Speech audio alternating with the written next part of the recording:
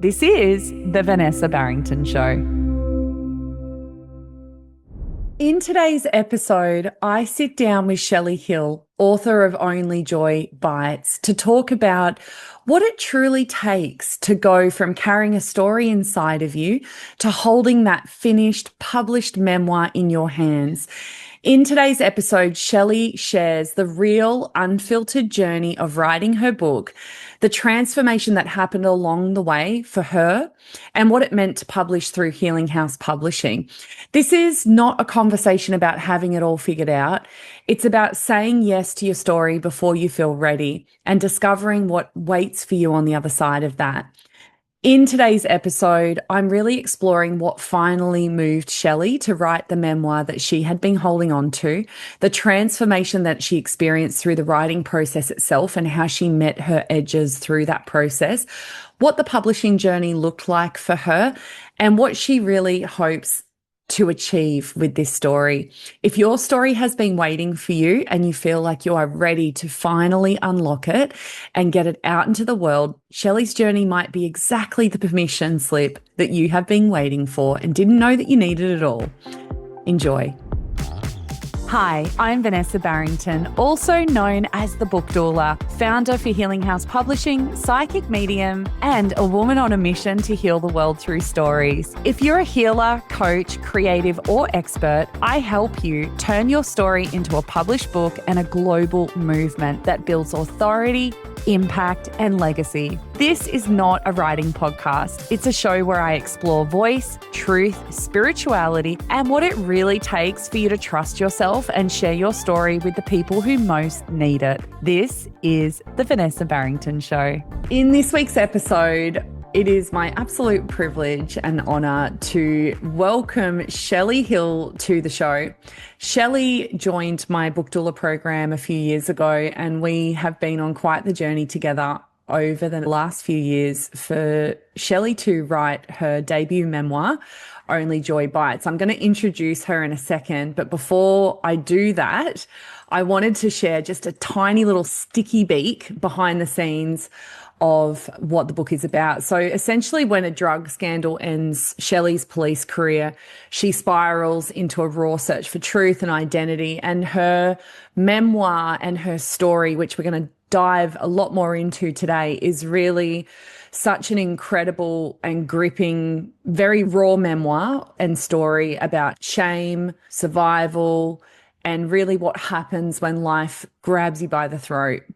And so without further ado, I'm going to welcome the incredible, formidable Shelley Hill to the show. Welcome, Shelley. Hi, Vanessa. How you going? I'm good. Nice to see you. Nice to be on the show. Thanks for inviting me. Here we are, hey, all those years later after going, am I really going to do this? And here you've got the book with you today, don't you? I do. I've got it right here. So yeah, I'm excited to share my journey with everybody and how important the book doula process was in that. Well, and how important your story is as well, I would say, Shelley. I'm not letting you get away with that too.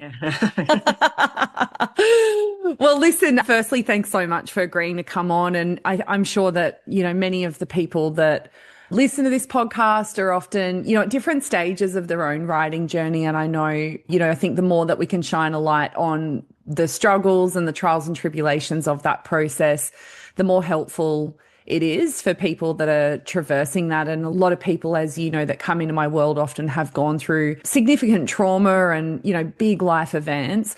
I would love for you to just share a little bit more, without giving too much away of the story, a bit about your story and, what happened to you to then want to write a book in the first place, I suppose. Yeah, look, I think it's something I've always wanted to do, is to write a book. And, there's a lot of events in my life that were actually made public, one being the drug investigation whilst I was in the police, and the second one, my journey with contracting a deadly form of malaria. So I think with those two significant life-changing events, I felt this urge to get it out there, to share it with the world, I guess. And there is a lot of moments where I embark on that real search for identity and the processes that go along with that, including shame and not feeling good enough. And I think, most of us have, experienced that within our lifetime of not feeling good enough. And I'm putting my hand yeah, up. yeah. If you're watching on YouTube, for 100%, right? And I think a lot of creatives face into that, especially if you've gone through any kind of even childhood trauma or any of those experiences. When I was writing the book, I didn't necessarily think I'd be searching as deeply as the book took me. I think writing all the things that I'd done in my life and really having to own it was the clincher of, wow, I really was ashamed of myself, or I really have not felt good enough since I was a young person. And, the process of therapy, different healing modalities enabled me to dig deep. And that's what this book's about. Yeah, I mean, it's huge. And, you mentioned about, obviously getting kicked out of the police. That's a huge, like, I can't even imagine how that must have felt. But then to go on and, you were volunteering in Cambodia, right, with elephants. And so you want to share a bit about what happened when you came home from that? Yeah, I went to Cambodia alone. It was my first trip alone. It was just to get away from just a relationship that was turning a bit sour. So I just thought I'd go and give back and volunteer with some elephants in the jungle of Cambodia. And I got back home and was quite sick, but I'm quite a robust sort of person, but I was, it was more than the flu. And I just thought, I didn't think too much of it until I ended up going to the doctors and getting some bloods done. And that came back with 247,000 parasites of malaria falciparum, which is a deadly form of malaria running through my body. So I was rushed to emergency. Then I was put into an induced coma so they could try and get my organs back working again because I went into multi-organ failure. And as a result of that, the blood had to obviously pump through my body to keep me alive. So my fingers and toes initially went purple and they turned black, like black, hard, necrotic sort of stumps. And they were later amputated. So I now live with a disability with no fingers and toes. And that event was really something that I had to embody and embrace the label of disability, but I didn't want to let it destroy me. So Mm.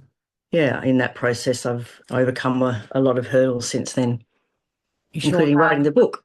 Absolutely. And it's such a, you've heard me say so many times, like so many people want to do it. And, it's like 80% plus of the population that say they want to write a book one day, but then that actual follow through and the discipline and, as you also highlight there, the ways in which you meet yourself that you weren't expecting to meet yourself. And I'd love to hear your thoughts, Shelley, on that specifically. You are very well educated. You ended up doing a psychotherapy. Was it a degree? I should remember this from the book. Yeah, I'm was sure it? it was a degree, right? Yeah. Let's go back before that.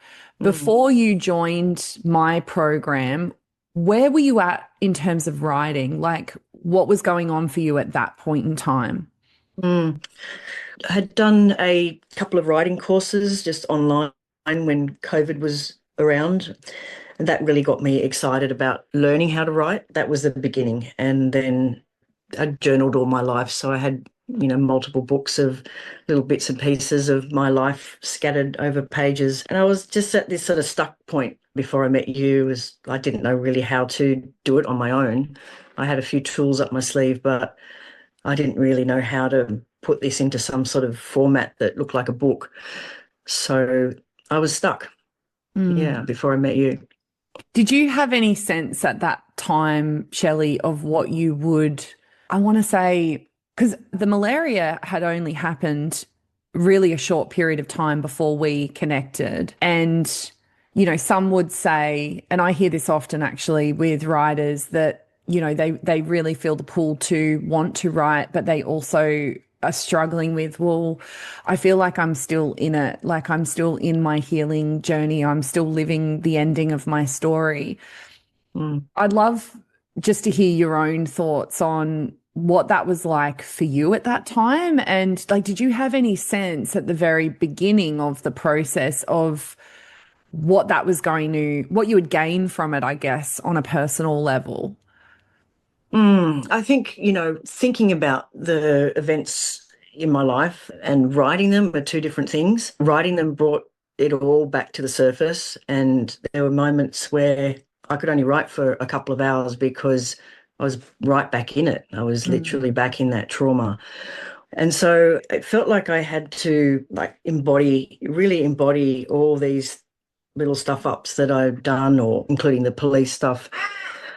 Like I said, it was okay just to know that that had happened and have a laugh about it sometime. But on the other hand, writing it out again just reintroduced it. So it took a long time to sort of get the book underway because I had to take a lot of breaks or avoid certain things that I was writing about. It didn't just flow. It was quite disjointed at times until I really embodied it and went, you know what, this is my life, this is my story. We've all got one, and we've all made mistakes, and we've all got struggles. So that, just knowing that, helped me to heal from it and to allow the book to go out into the world.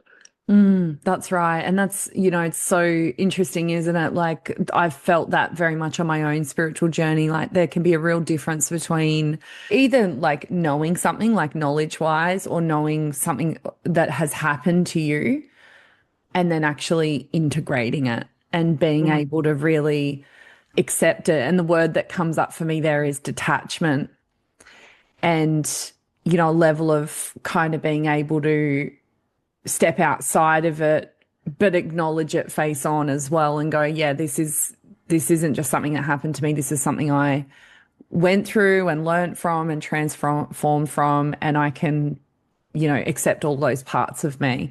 Yeah, absolutely. It's just that I think that struggle that we all have with identity and who we really are is quite the theme throughout the book. And avoidance and detachment was definitely the way that I was writing at first.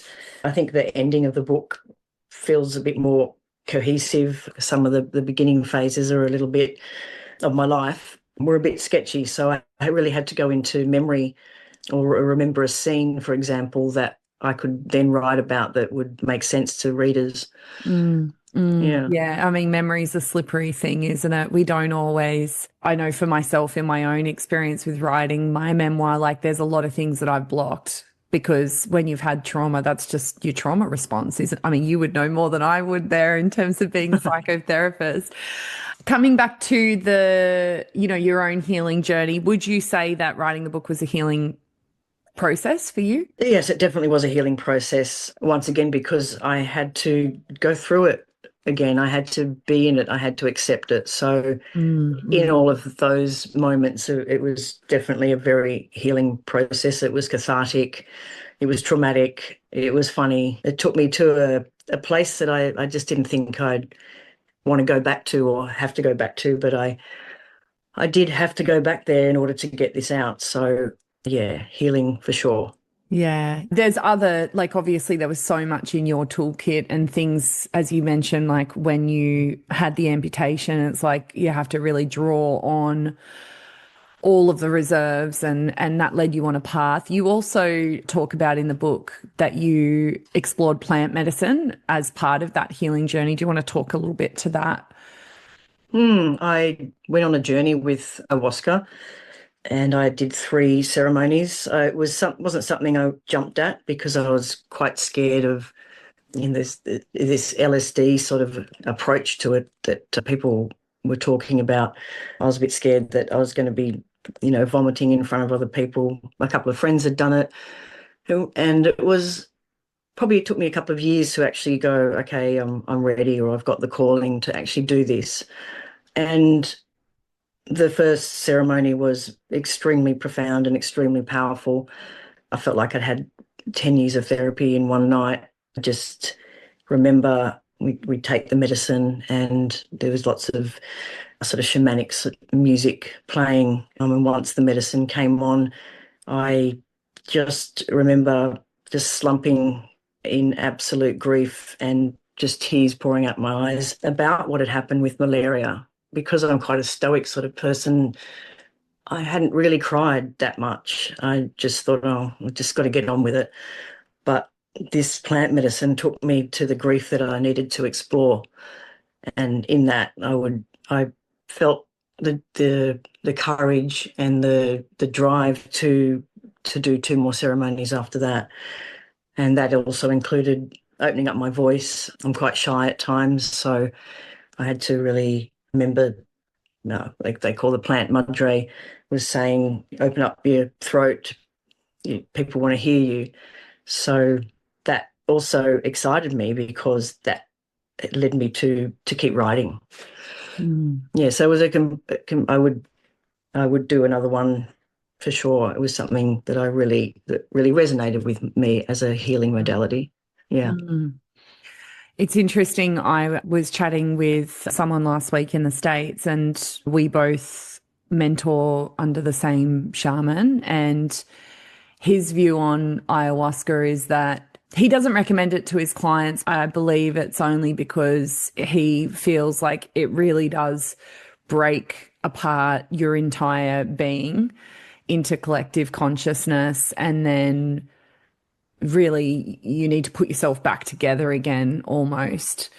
And not everybody is equipped to be able to do that, if that makes sense. I'd love to hear your thoughts on that, because I know it's, something that you Absolutely. Yeah. found really beneficial. Absolutely, I agree with that because I mean I'm very fortunate that I've done a lot of therapy on myself and then became one. So I had the tools on the back end of those experiences to be able to piece it all together. Whereas I think if you went in without having those tools or maybe have not done any sort of therapy, it could be a little unwavering and unsettling and a bit scary, really. I think you definitely need some tools on the other end to support that process. And the integration, Yeah, for sure, for sure. So I would love for you to share how you discovered the Book Doula program. You came in 2023 through a mutual friend, I suppose, of ours, a hairdresser, no less, a bit of a different referral for me, a bit of a different sales strategy for me. Yeah. I could do with her today, actually, with this rain. It's kind of the humidity's killing my hair. Yeah, look, I had this great hairdresser up here and in the Northern Rivers, and we always used to do tarot readings every session or every hairdressing session. And we connected in that spiritual level, and she'd just done a spiritual workshop and you were in it. And I she knew think, I was, sorry to interrupt, but I think that was the one for anyone who's followed my story. My psychic awakening had just happened, and I was invited to this wisdom workshop through one of my spiritual mentors, Gail Warwick. And it was an invite only thing. And I walked in the room to like a full room of psychic mediums and was kind of like, what the F am I doing here? And that was really like that particular session was really where I started to, I think Gail said something like, you've put yourself on trial, that ends here today, and really was kind of making me confront the fact that you have a mediumship ability and you are totally in denial about it, and that ends today. Yeah, it was a random conversation but yeah, my hairdresser ended up giving me your number. And I was a bit I was terrified to connect because I thought this could really be real. This could, it's a big commitment. So I did a bit of research on the Book Doula program and it sounded really good. And I think I emailed you. I was a little bit too scared to pick up the phone, but you got me, you rang me back and we had a chat and I went, you know what, let's just do this. So I signed up and the rest is history. Right. I tricked you. Yeah. Cornered me. Well, for all the procrastination and the, riding around the edges of the story, as all of my clients do at different stages, you got there in the end and it did really pour out of you from, I think in parts, although I fully recognize that that's, it's not always an easy process. What did that writing process feel like for you? The good thing or the best thing about it was the structure of the program and having the support with other people in the program and plus you as a mentor. So the process became a lot easier. I felt like I had deadlines, which I worked really well for my personality type. Me too. That's why I structure it that way. So I had a purpose. It gave me a purpose. It gave me a purpose to get this done. The writing process itself, as I said previously, was a healing one, a traumatic one, a cathartic one. But with the structure of the Book Doula program, I felt like I was just getting somewhere for the first time since I started back in 2019. So, yeah, it felt like I was really getting somewhere. Yeah, amazing. What changed for you after you applied what you learned in the program? My writing style changed. In I what way? I felt that I was able to describe events or objects or people with a lot more clarity and descriptive overtones. I think when I first started writing, it was very police-like. It was very like that happened and then that happened and that's the end. I think I joked with you, didn't Yeah, I? I hope you don't mind yeah, me sharing. I was like, but Shelley, that was actually one of your natural abilities, which was brilliant. That because often when people are writing trauma, they can really go into their bullshit, excuse the French, and really put a lot of drama and whatever in it. And the fact was, your story was dramatic without the drama. And what I think was really great about your natural ability as a writer is that, and possibly, yeah, because of your background as a cop, you were able to just write the facts. And in fact, writing trauma, sometimes one of the issues that I see can be that people go way too much into the emotion and they don't write about the action. And it's like the events are traumatic on their own. They're dramatic enough as they are. Like, we don't need all the BS that gets thrown in there. Just tell us the facts. So it can be a good and a bad thing, right? But I'm sure I made that joke with you at one point. I was like, it's like a bit police statement-y. Let's yeah. You definitely did it. Well, and it was a bit like a police statement. So I really learned to go into some emotion and to feel the traumatic events that had occurred by writing about them and leaning into them rather than just writing the facts. So my writing style expanded. What, if any, sort of specific results or personal transformation did you experience from that, do you think? I think I gained a little bit more confidence along the way. I certainly wouldn't be doing what I'm doing right now, 4 years ago. I'm still nervous about it, but I feel my confidence has grown as a person, and I've learnt a lot about self-acceptance through the process.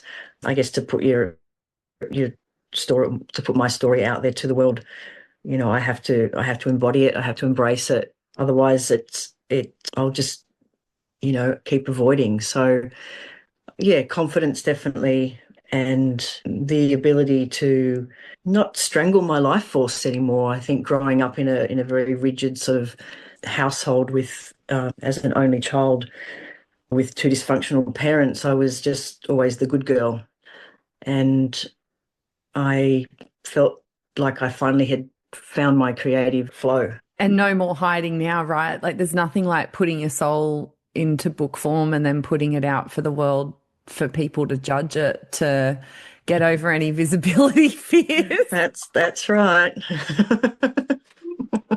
And you had such a beautiful book launch in Bangalore here in northern New South Wales, which I loved attending with you. What for you has been the highlight since the book's come out, or just in that process? Mm.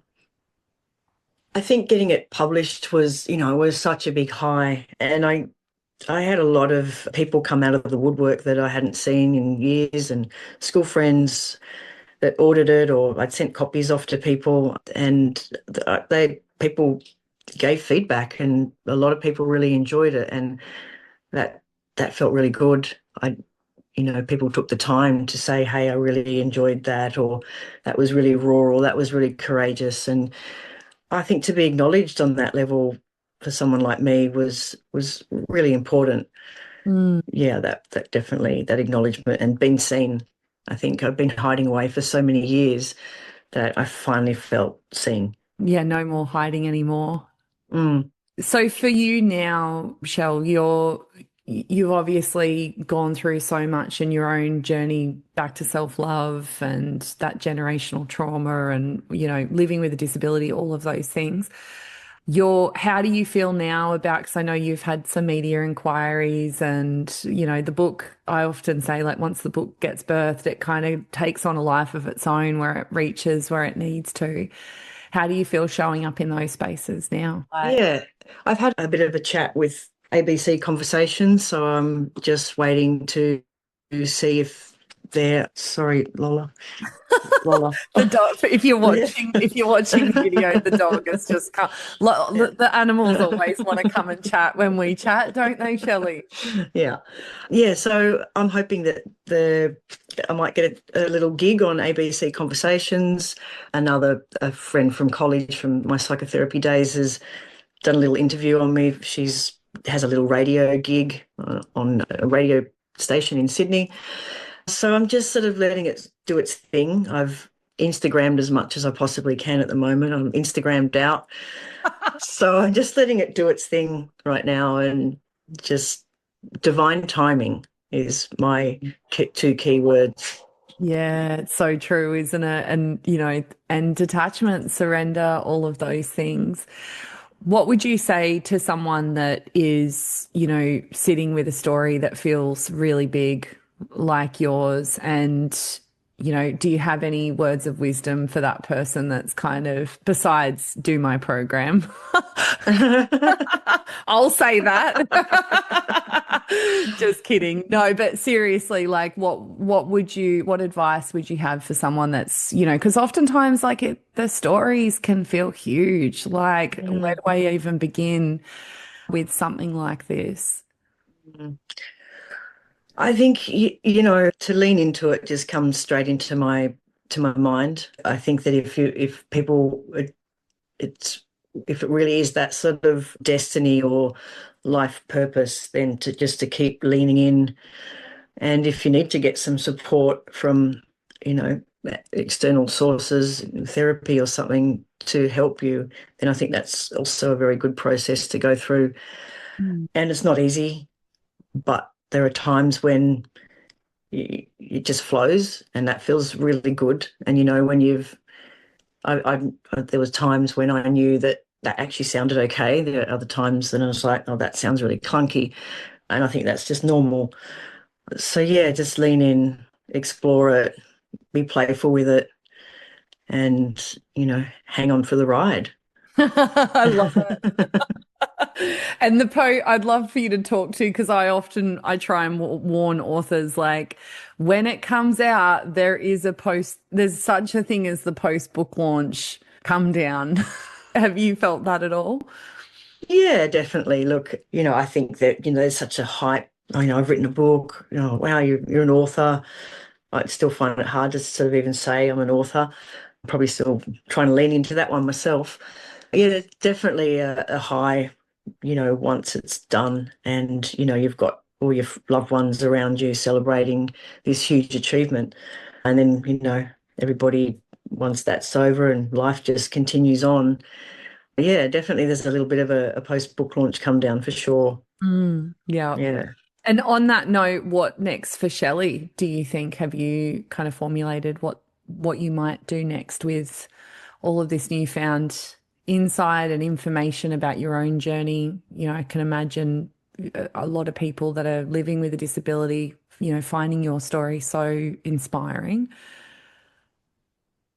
Yeah, look, I'd love it for the book to be some sort of educational tool. I think that for people in Australia, I don't think we might be not that knowledgeable about the signs and symptoms of malaria, for example, or being more proactive about going overseas and having taking prophylaxis or medication or whatever for mosquitoes. I just thought, for example, that just happened to little kids in Africa. So I was quite, my head was quite in the sand in terms of my knowledge around malaria and learning and living with a disability. Yeah, it definitely has its down times and sad times. And I know there's a lot of people out there with disability, whether it's a mental or physical disability. So if there's anything in the book that might resonate on that search for, that search for yourself in this new form of then yeah, if the book can resonate in any way, shape or form on that level too, that would make me really happy. Yeah, well, I'm sure it will. And for anyone listening, you can purchase Only Joy Bites at all good bookstores, online, Amazon. It's also available on the Healing House Publishing website. How can people find you, Shelley, if they want to connect with you, whether it be to speak at an event or work with you in some capacity? Just mainly on Instagram, under my Instagram, which is Shelley11_11. That would be the best way to get in contact. Amazing. Well, thank you so much for sharing your story with everyone today. I'm sure there'll be many writers and people that are on that journey that are going to gain so much from it. And it was just such a privilege and honor to walk beside you to do it as well, because you've done it. Yeah. Look, thanks, Vanessa. Like, it has been a huge journey and you've just been a great support. I know I've said it before, but I couldn't have done it without you. And thanks for having me on the show. My pleasure.